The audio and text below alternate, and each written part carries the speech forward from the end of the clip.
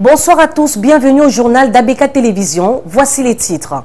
Le délégué du gouvernement a installé ce mardi 21 mars une nouvelle équipe coordonnatrice du marché Mbopi. L'émission spécifique de cette équipe dans ce journal. Les femmes sur le toit de l'Afrique centrale, des activités relatives au Salon international des voix des femmes annoncées du 22 au 25 mars 2017. Enfin, en sport, la FIFA a radié à vie un arbitre ghanéen pour avoir manipulé les résultats du match Afrique du Sud-Sénégal lors des qualifications du Mondial Russie 2018. C'est tout pour les unes de ce journal de développement dans quelques poussières de secondes.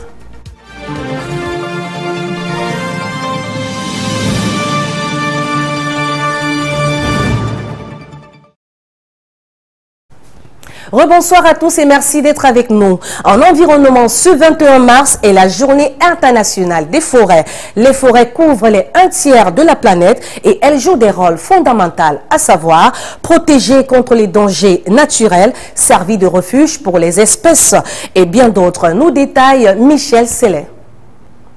Les forêts et l'énergie, tel est le thème de la Journée internationale de la forêt qui se célèbre tous les 21 mars de chaque année. Pour l'année 2017, cette journée met en avant la valorisation des bois provient des forêts à l'échelle mondiale. Une occasion de souligner l'importance des arbres et des régions boisées, ainsi que la manière dont ils nous nourrissent et nous protègent. En ce qui concerne les produits de la forêt qui sont utiles pour nous, le bois et l'énergie favorisent un développement économique car il contribue à la revitalisation de l'économie rurale et stimule le développement des entreprises. La particularité de cette année met la lumière sur l'importance de l'énergie du bois dans la vie de nombreuses populations, permettant un développement durable et atténuer le changement climatique. Par ailleurs, en ce qui concerne le changement climatique, qui fait référence aux moyennes températures dues aux activités de l'homme, entraînant l'augmentation des gaz à effet de serre qui sont un danger pour l'homme. Le réchauffement de la planète qui accroît, d'où un danger de l'écosystème et les personnes qui l'entourent. Malheureusement, l'on ne peut se passer du changement climatique, mais des moyens sont mis en œuvre par des politiques gouvernementales et environnementales comme l'atténuation des changements climatiques et l'adaptation par les populations et promouvoir le développement durable. Les forêts, en gros, sont importantes pour nous en énergie, en eau et en aliments. En santé, le monde célèbre tous les 21 mars la journée mondiale de la trisomie 21. En cette 12e édition, dont le thème permet aux personnes atteintes du syndrome de Down de s'exprimer, d'être entendues et d'influencer les politiques et les mesures gouvernementales. Serge Lombo nous présente cette pathologie très peu connue dans notre société. La trisomie 21 ou syndrome de Down n'est pas une maladie, mais une malformation congénitale.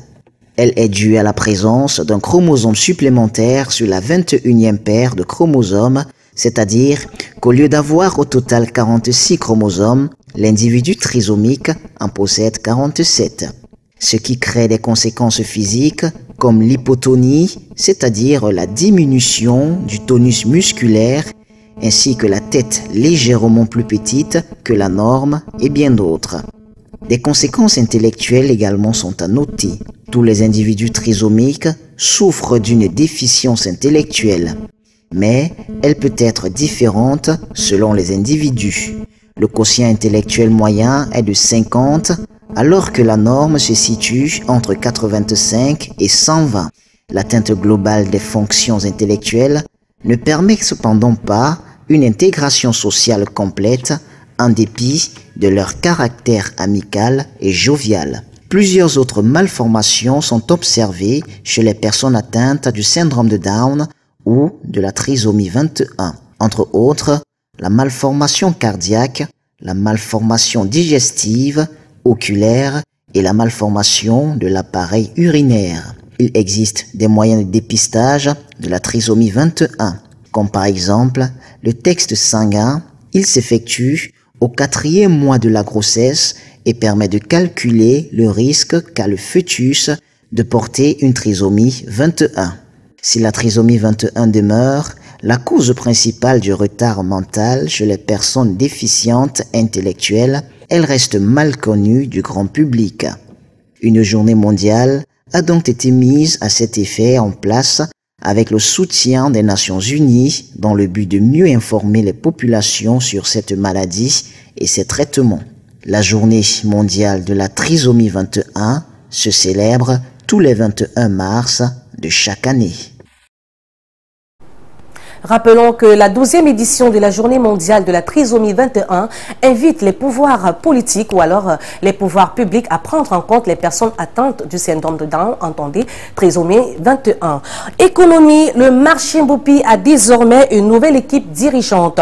Cette équipe coordonnatrice a été installée ce jour par le délégué du gouvernement, ceci après une enquête qui a abouti au démantèlement d'un réseau douteux au sein du marché, nous dit Dideron Guémacon, qui nous présente les missions spécifiques de la nouvelle équipe dirigeante du marché Mbopi. Cette cérémonie est la suite de l'enquête au sein du marché Mbopi qui a abouti au démantèlement et à l'éradication d'un réseau de falsification de documents au nom de la CUD. Ce 21 mars, le délégué du gouvernement auprès de la communauté urbaine de Douala a procédé à la désignation de 2 représentants des commerçants du marché Mbopi. Nos champs d'action concrets. Protection totale des espaces marchands. Lutte contre l'occupation anarchique des constructions sans autorisation authentique du délégué du gouvernement. La circulation dans le marché, c'est-à-dire ouverture des voies d'accès. Gestion des espaces aménagés pour la manutention, c'est-à-dire dépotage conteneurs ou autres chargements. Gestion des connexions de branchement d'électricité, d'eau et de téléphone. Entretien des points de protection d'incendie. Toute autre mission à eux confiée par le délégué du gouvernement. Une descente qui a mis aux prises la communauté urbaine et les commerçants qui n'ont pas manqué de dérouler leur chapelet de doléances. Le flou qui existait jusqu'à hier dans ce marché a atteint des proportions qu'il fallait l'intervention de la tutelle.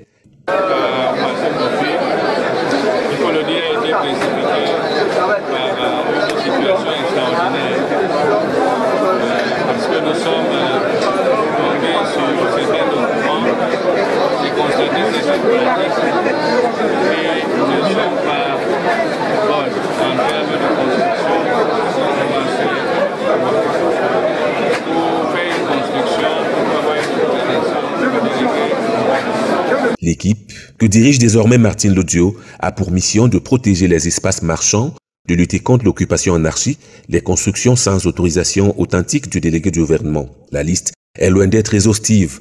La désignation de cette nouvelle équipe ouvre une nouvelle ère de l'histoire du marché de Mbopi. Cette nouvelle équipe dirigeante du marché Mbopi, coiffée par Martine Guedjo, a donc du pain sur la planche, surtout en ce qui concerne l'occupation anarchique de l'espace public. Société, le Salon international des voix des femmes, présenté ce jour lors d'une conférence de presse. Le concept vise à développer la constance des nouvelles voix de femmes de l'Afrique centrale sur les scènes internationales. Emeran Biasso et Pamphile nous informent dans ce reportage.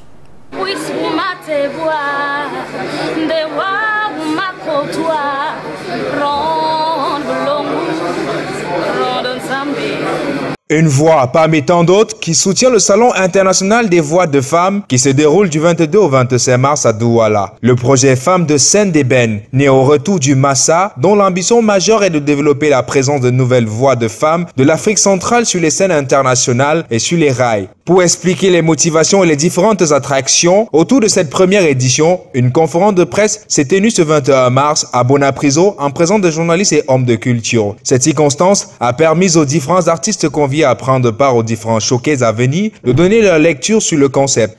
Moi, je pense que c'est une très belle initiative de la part du public de mettre en place un tel salon pour pouvoir évaluer les chanteuses de l'Afrique centrale.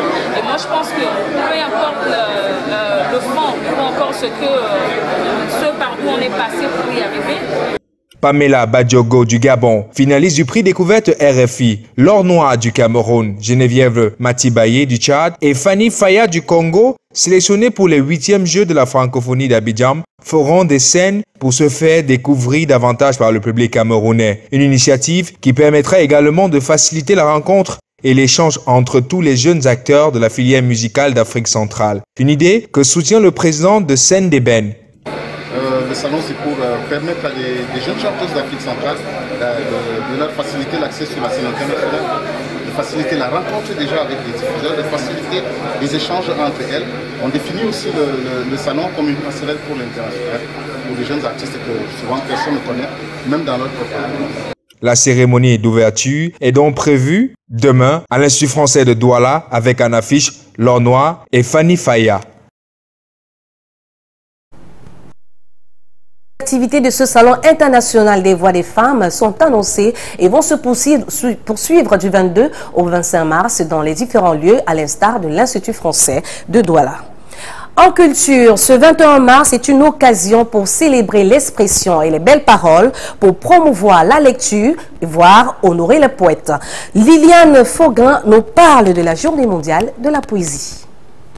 La Journée mondiale de la poésie, commémorée le 21 mars de chaque année, célèbre l'une des formes d'expression, d'identité linguistique et culturelle les plus précieuses de l'humanité. Pratiquée à travers l'histoire, dans toutes les cultures et sur tous les continents, la poésie parle à notre humanité commune et à nos valeurs partagées en transformant les plus simples des poèmes en un puissant catalyseur pour le dialogue et la paix. L'Assemblée générale de l'UNESCO, lors de sa 30e session qui s'est déroulée à Paris en 1999, a adopté pour la première fois le 21 mars comme Journée mondiale de la poésie. Cette journée est l'occasion d'honorer les poètes, de faire revivre la tradition orale, de promouvoir la lecture et l'enseignement de la poésie. Cette journée est également l'occasion de favoriser la convergence entre la poésie et les autres arts comme le théâtre, la danse, la musique et bien d'autres, et d'accroître également la visibilité de la poésie dans les médias. Pour plusieurs poètes, la poésie est une fenêtre sur l'époustouflante diversité de l'humanité. À présent du sport dans ce journal, de nouveaux joueurs dans la tanière des Lions indomptables du Cameroun. Dans la liste des 23 Lions convoqués par le sélectionneur national Hugo Bross, en vue des 2 matchs amicaux contre la Tunisie et la Guinée-Bissau, figure certains joueurs qui avaient répondu absents au cours de la dernière Coupe d'Afrique des Nations. Que sont ces joueurs ou alors qui sont-ils? Constant Elon nous donne la réponse.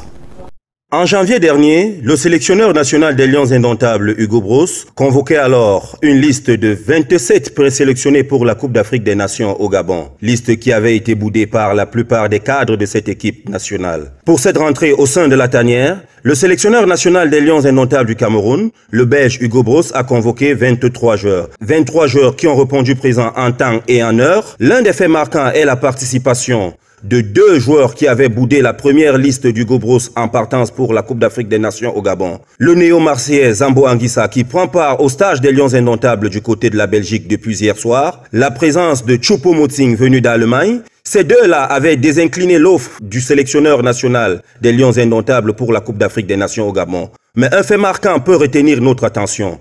La discipline qui règne dans cette équipe nationale. Car depuis plusieurs années, tout le groupe n'avait jamais répondu présent dès les premières heures du stage des Lions indomptables. C'est donc dire que Hugo Bross est en train d'imposer sa patte au sein des Lions indomptables du Cameroun. Pour rappel, les Lions indomptables affronteront le 24 mars prochain en Belgique les Aigles de Carthage de Tunis et en deuxième rencontre, ils retrouveront le Sili national de Guinée. Hugo Bross est en marche pour la Coupe du Monde 2018. Le retard pris par les Lions indomptables du Cameroun, ceci devrait les pousser à être de plus en plus concentrés pour que le public camerounais puisse être de la partie dans le pays de Vladimir Poutine. Avec la présence de ces 2 nouveaux joueurs dans la tanière des Lions indomptables, les résultats seront vivement attendus. Toujours en sport, la FIFA, Fédération internationale de football association, a congédié à vie un arbitre ghanéen pour avoir manipulé les résultats du match Afrique du Sud-Sénégal lors des qualifications du mondial Russie 2018. Sandrine Kay nous dévoile l'identité de cet arbitre. L'arbitre ghanéen Joseph Lamptey a été suspendu lundi à vie par la Fédération internationale de football association en abrégé FIFA pour avoir manipulé le résultat du match Afrique du Sud-Sénégal le 12 novembre dernier en qualification du mondial Russie 2018. Match à l'issue duquel l'Afrique du Sud avait remporté la rencontre avec un score de 2-1. Le 22 novembre, la Confédération africaine de football avait décidé de suspendre Joseph Lamptey pour 3 mois pour avoir accordé un pénal pénalty pour une main qui n'existait pas. Après enquête de la FIFA, le directeur du jeu a été reconnu coupable de manipulation d'un match pour avoir influencé illégalement le résultat. En revanche, toutes les charges pesant sur l'arbitre ghanéen David Lionradni Larte Larea, dont le comportement a également fait l'objet d'une enquête, ont été rejetées par l'instance disciplinaire de la FIFA.